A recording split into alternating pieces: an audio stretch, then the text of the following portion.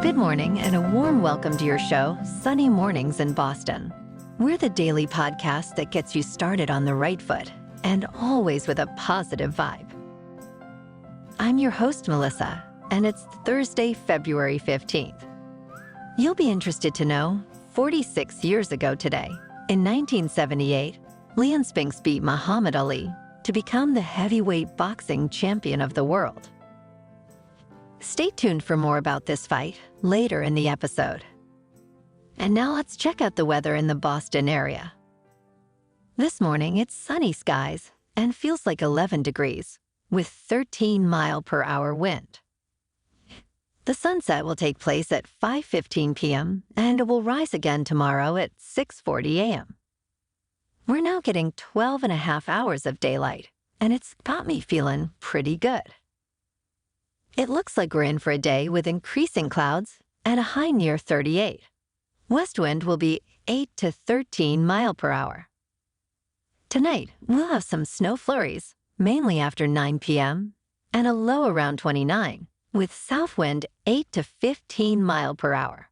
Chance of precipitation is 80%, with new snow accumulation of 1 to 3 inches. The nearshore buoy at Cape Cod Bay reads 39 degrees for the water temperature. Looking ahead in the weather, we'll see a breezy Friday with a slight chance of morning snow and highs near 39 degrees. Friday night turns mostly cloudy, cooling to 25. The weekend brings intermittent snow and mostly cloudy skies with highs around 36 and lows dipping to 17 degrees on Saturday night. Sunday remains mostly sunny with similar temperatures. And Washington's birthday greets us with sunny skies and a high near 39. Bonjour, food enthusiasts. This podcast is brought to you by Versailles Cafe and Pastries in Encinitas. Nestled on El Camino Real South, just north of Encinitas Boulevard, this cafe is a haven for culinary delights. Indulge in their amazing Eggs Benedict or their gluten-free crepes. You can grab a panini for lunch or just breeze on through to get your morning coffee. They are open every day from 8 to 5. So stop on by and don't forget to tell them Sunny Morning sent you. In local news, Soros Fund Management, founded by billionaire George Soros, is set to become the largest shareholder in Audacy, a bankrupt radio station owner, which includes ownership of WEEI in Boston. Soros' firm holds over $414 million of Audacy's debt, as revealed in a U.S. bankruptcy court filing. The firm's investment comprises $280 million in term loans and $135 million in revolving credit. Audacy, facing a steep decline in radio ad revenue, filed for Chapter 11 bankruptcy earlier this year. Despite these challenges, an Audacy spokesperson expressed confidence in the company's future and its ongoing business operations. Audacy, parent company of WEEI, anticipates emerging from bankruptcy following regulatory approval from the Federal Communications Commission.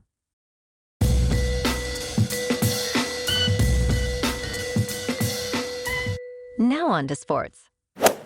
Come along with me and jump in my time machine back to February 15th, 1978. The joke's on you, Leon Spinks said. The man upstairs made it come true. The boxer from St. Louis was speaking to reporters after one of the most stunning sports upsets in history. He just snatched away Muhammad Ali's world heavyweight boxing crown Wednesday night at the Hilton Pavilion. In the capital of gambling, there had been no official odds posted on such a possibility. It would have been tantamount to Poland beating Germany in World War II, or to the cost of living receding.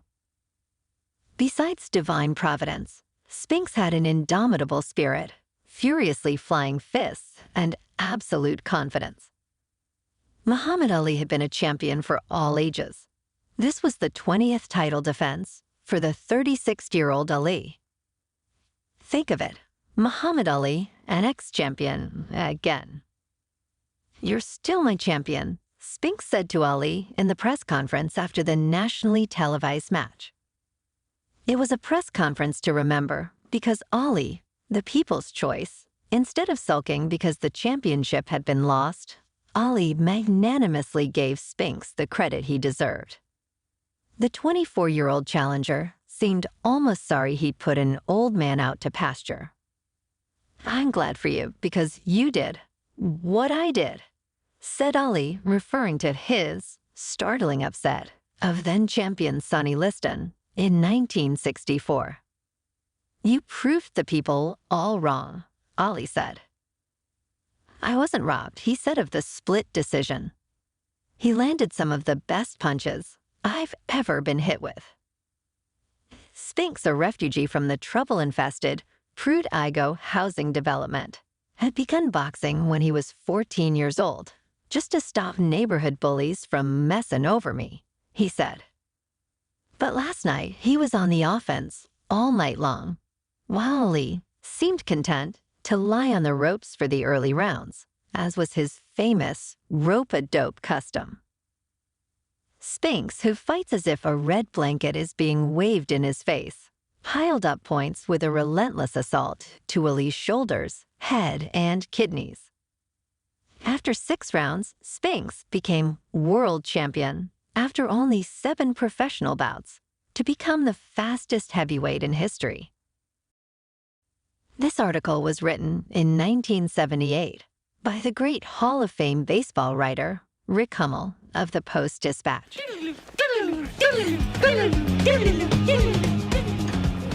And we're back to 2024. Last night, the Celtics, playing the Nets once again, gave them an even bigger whooping than the night before, blasting Brooklyn to pieces, 136-86. Derek White topped the list for scoring with 27 points. Tonight in National Hockey, the Bruins are at home taking on the Kraken. In top news, let's talk about something healthy today. A recent study reveals Tai Chi, a traditional Chinese martial art, outperforms aerobic exercises in reducing blood pressure for individuals with prehypertension. Prehypertension is a condition where blood pressure is elevated, but not high enough to be classified as hypertension, signaling potential heart disease risk. The study, published in JAMA Network Open, involved 342 adults with prehypertension, averaging 49 years old. They were divided into 2 groups, one doing aerobic exercises, like jogging, and the other practicing Tai Chi. Both groups had hour-long sessions 4 times a week. After a year, the Tai Chi group showed greater blood pressure reduction, with 22% achieving normal blood pressure levels, compared to 16% in the aerobic group. Tai Chi, described as meditation in motion, activates the parasympathetic nervous system, promoting relaxation and stress reduction. Besides lowering blood pressure, Tai Chi is also known for enhancing balance, reducing fall risks, and improving mental health among older adults. Regular practice is key in maximizing these health benefits. In business news, Intuitive Machines, a space startup, experienced a perplexing 7% drop in their stock following the SpaceX delay. Originally, the SpaceX launch was set for Tuesday, but they encountered an issue with fueling while the rocket was on the launch pad. The new launch is rescheduled for today. This minor delay in their moon landing mission seems to have disproportionately affected their market value, wiping out over $30 million. The market's short-term reaction to a mere 2-day postponement raises questions, especially considering SpaceX's strong track record of successful launches, having conducted nearly 100 in 2023 and 11 this year. While SpaceX, valued at about $175 billion, isn't publicly traded, it's recognized as a leading aerospace and defense entity. The impact of this brief delay on intuitive machine stock highlights the often unpredictable nature of stock market responses. Speaking of unpredictable, in crypto movement, Bitcoin is currently up to $52,000. Ethereum is almost $2,800, and Solana is $117. Moving on to a more local vibe. In our community spotlight on health and wellness, we are working with a national Pilates studio to bring you some free classes, so listen up.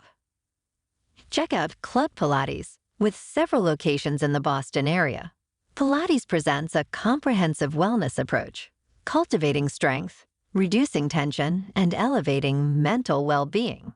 Scientific research affirms its benefits.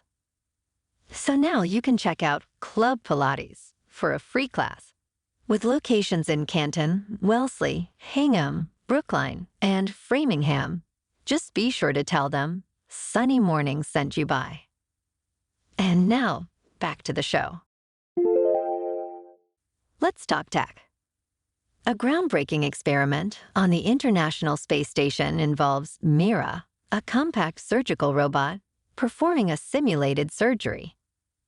Weighing just 2 pounds, WEEI is significantly lighter than existing robotic surgery technologies. Developed by Virtual Incision Corporation, it's a product of 20 years of work by Shane Ferreter and his team. The experiment, funded by a NASA grant to the University of Nebraska, aims to explore the feasibility of remote surgery in space, which could be vital for long missions to the Moon or Mars. Interestingly, this technology also holds immense potential for remote areas on Earth, like rural regions or war zones, where access to surgeons is limited. In the U.S. alone, about 1/3 of counties lack a surgeon, with a projected shortfall of up to 30,000 surgeons in the next decade. WEEI's space mission is a step towards realizing the broader vision of remote surgery, potentially revolutionizing medical care in both extraterrestrial and terrestrial settings. And in entertainment news, Marvel's Fantastic Four is set to hit theaters on July 25th, 2025, with an exciting cast announcement that's sure to delight fans. Pedro Pascal, Vanessa Kirby, Ebon Moss-Bachrach, and Joseph Quinn have been officially cast as the iconic superhero team. Pascal steps into the role of Mr. Fantastic, Kirby as the Invisible Woman, Quinn as the Human Torch, and Moss-Bachrach as the Thing. The film, directed by Matt Shakman, known for his work on Marvel's WandaVision, starts filming this summer. This release marks a decade since the 2015 reboot, which faced harsh criticism. The screenplay, penned by Josh Friedman, Jeff Kaplan, and Ian Springer, brings to life the first characters created by Stan Lee and Jack Kirby for Marvel Comics. The anticipation is high for this new adaptation, hoping to redeem the Fantastic Four's cinematic legacy. And that's a wrap for this morning. Remember to stay tuned tomorrow for more news and updates. Have an amazing day, my good friends.